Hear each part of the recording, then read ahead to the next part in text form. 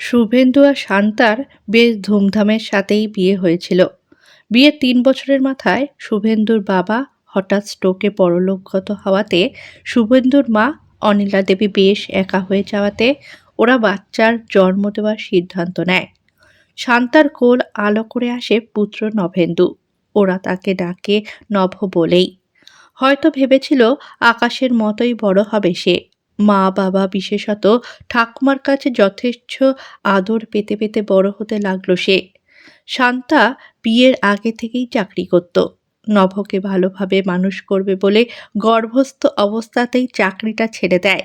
নভর বয়স যখন প্রায় ৫ বছর, তখন দুজনের সম্মতিক্রমে নভর একজন সঙ্গীর কথা ওরা ভাবে। জন্ম হয় ডল পুতুলের মতো দেখতে ওর বোনের। নাম দেওয়া হয় পুতুল।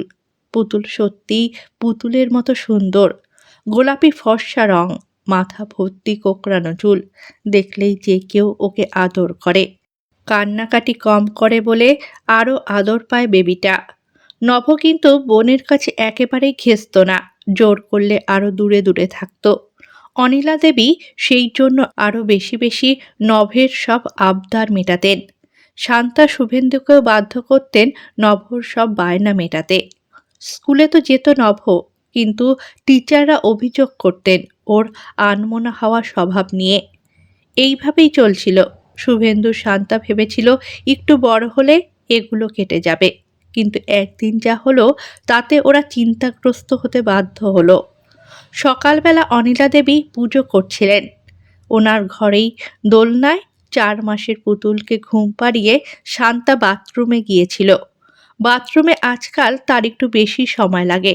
ছোট বাচ্চার নোংরা জামাকাপড় অনেক হয় তো। হঠাৎ যেন কাপড় পোড়া গন্ধ এলো নাকে। বাথরুমের দরজা বন্ধ থাকা সত্ত্বেও আধভেজা অবস্থাতেই বেরিয়ে ছুটে গেল পুতুলের কাছে। দেখল পুতুলের মশারি দাউ দাউ করে জ্বলছে। শাশুড়িমা মন দিয়ে পুজো করছেন, কিছুই জানেন না। টান মেরে মশারিটা নিচে ফেলে ঠাকুরের জন্য রাখা জল ঢেলে আগুন নেভালো সে। এতক্ষণে অনিলা দেবী বুঝতে পারলেন কি হতে যাচ্ছিল, কিন্তু কিভাবে হলো সেটা বুঝতে না পেরে আরও ঘাবড়ে গেলেন। বললেন, শান্তা, ভাগ্যিস তুমি এসে পড়েছিলে, না হলে যে কি হতো ভেবেই আমি শিউরে উঠছি। আমি তো চোখ বুজেছিলাম, আর আজকাল আমার নাকে গন্ধবোধ প্রায় নেই বললেই চলে। কি বাঁচান বেঁচে গেল আমার নাতনিটা। জয় রঘুপতি, জয় গুরু। শান্তা শুধু জিজ্ঞাসা করল, মা, এর মধ্যে কি নভ এই ঘরে এসেছিল? কি জানি মা, আমি তো কোনো আওয়াজ পাইনি, চোখও তো বুজেছিলাম। হঠাৎ তার নজরে পড়ল ঠাকুরের আসনের দেশলাইটা নেই। শান্তাকে সেটা বলাতে শান্তা ছুটল নভর শোয়ার ঘরে। দেখল যা ভেবেছে তাই, নভ ঘুমোচ্ছে, পাশে দেশলাইয়ের বাক্স। ঠিক বুঝল না শান্তা যে এটা নভর ছেলে মানুষই মারণ খেলা নাকি ইচ্ছাকৃত, কিন্তু ওইটুকু বাচ্চার ইচ্ছাকৃত কিভাবে সম্ভব? যাই হোক, নভকে ঘুম থেকে তুলে কিছু বলতে মানা করলেন শাশুড়িমা। শুভেন্দু বাজার থেকে ফিরে জলখাবার খেয়ে নিলে শান্তা বলল সব কিছু। শুভেন্দু তো অবাক ও ভীতিগ্রস্ত। নভর ঘুম ততক্ষণে ভেঙেছে, খাবারও খেয়েছে। বাবার প্রশ্নের জবাবে বলল সে দেখছিল দেশলাই কাঠি জ্বালাতে পারে কিনা। হাতে তাপ লাগাতে ছুঁড়ে ফেলে দিয়েছিল বোনের মশারির উপর। এটা বিশ্বাসযোগ্য মনে হওয়াতে নভকে বিশেষ বকাবকি করা হলো না, তবে শান্তার মনে একটা খটকা লেগেই রইল অনেক দিন পর্যন্ত। এইভাবে দিন কাটছিল, বাচ্চারাও বড় হচ্ছিল, কিন্তু নভ বোনকে এড়িয়েই চলত। যখন পুতুলের ৩ বছর বয়স, তখন শান্তা জোর করেই নভর সাথে ওকে বিল্ডিংয়ের নিচে খেলতে পাঠায়। ওদের কিচেনের জানলা দিয়ে নিচে খেলার জায়গাটা পরিষ্কার দেখা যায়, তাই শান্তার কাজ করতে করতে উঁকি মেরে দেখার অভ্যেস থাকায় হঠাৎ দেখে নভ খেলা ছেড়ে এসে বোনের দিকে তাক করে একটা বেশ বড় পাথর ছুঁড়ল। ভাগ্যিস পাথরটা পুতুলের গায়ে না লেগে পাশে পড়াতে কোনো ক্ষতি হলো না, আর সবাই খেলায় ব্যস্ত থাকায় কেউ জানতেও পারল না। ছুটে গিয়ে পুতুলকে নিয়ে উপরে এলো শান্তা, আর চিন্তা করতে লাগলো এর কারণ আর সমাধান। শুভেন্দু অফিস থেকে ফেরার পর ওকে জানালে ওরা নভকে জিজ্ঞেস করলে নভ প্রথমে কোনো উত্তর দিল না। পরে বলল, ওকে আমি ভালোবাসি না, ও আমার বোন নয়। শান্তা শুভেন্দু অবাক হয়ে গেল ওর কথা শুনে।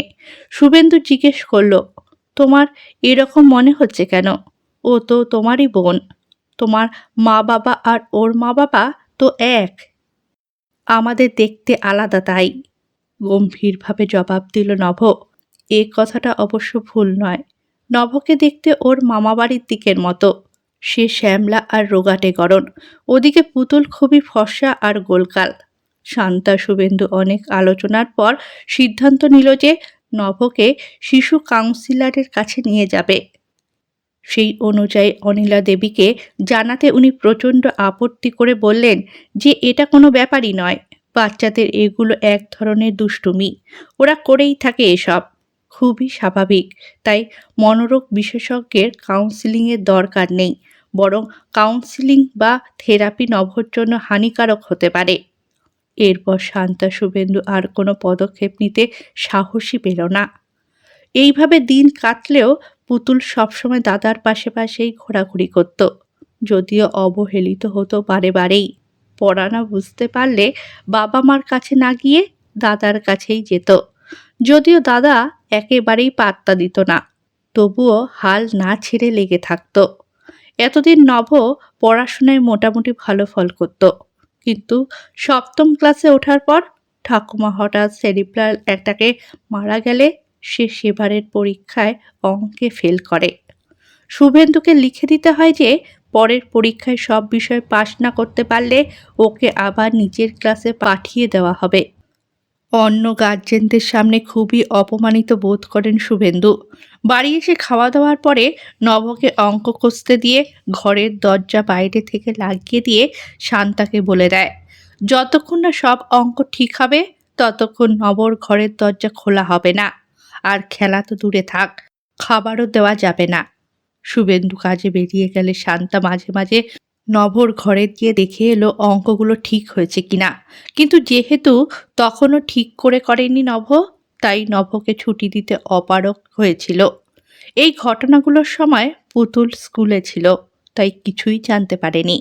বাড়ি এসে মাকে বারবার অনুরোধ করতে থাকলো দাদার দরজা খুলে দেবার জন্য। শান্তার মনও নরম হচ্ছিল ছেলেটা অনেকক্ষণ কিছু খায়নি ভেবে, কিন্তু নবর ভালোর জন্যই তাকে কঠিন হতে হবে এই ভেবে আর শুভেন্দুর নির্দেশের কথা মনে রেখে নিজেকে সামলে রেখেছিল। পুতুল নিজেও ভালোভাবে খেতে পারল না দাদার শাস্তির কথা ভেবে ভেবে।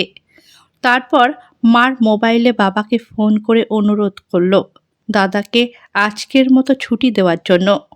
শুভেন্দু মেয়েকে বোঝালো যে নভর ভালোর জন্যই এই শাস্তির দরকার। কি আর ঘরে পুতুল।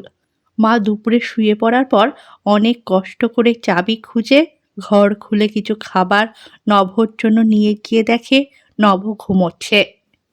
ডাকাডাকি করে ওকে জাগালে নভ বিরক্ত হলো ওকে দেখে, বলল, তুই যা এখান থেকে। দাদা, তোর জন্য খাবার এনেছি, তাড়াতাড়ি খেয়ে অঙ্কগুলো শেষ করে বেরিয়ে আয়।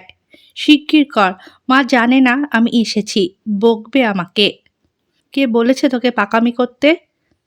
এত জোরে চেঁচিয়ে উঠল নভ যে পাশের ঘর থেকে শান্তা দিবা নিদ্রা ভেঙে ছুটে এলো। পুতুলকে বকল শান্তা, বলল, বাবা শুনলে খুব রেগে যাবে।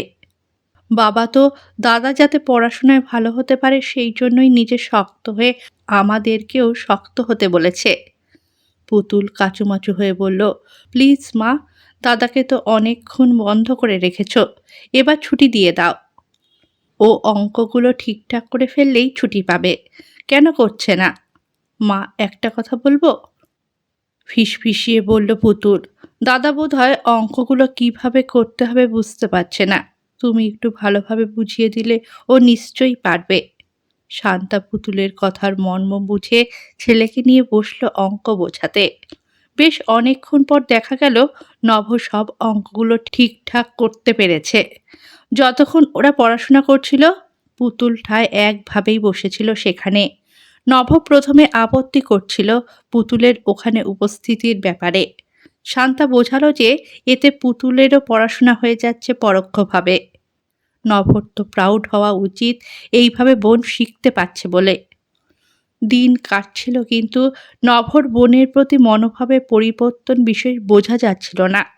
দেখতে দেখতে নভর উচ্চ মাধ্যমিক পরীক্ষাও শেষ হলো মোটামুটি ভালোভাবে।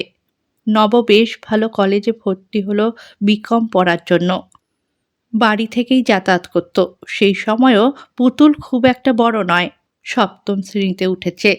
পড়াশোনায় বেশ ভালো। পরীক্ষার ঠিক আগে খুবই অসুস্থ হয়ে পড়ল। ডেঙ্গু ধরা পড়ল। নভকে কলেজ থেকে এডুকেশনাল এক্সকারশনে নিয়ে গিয়েছিল কিছুদিনের জন্য।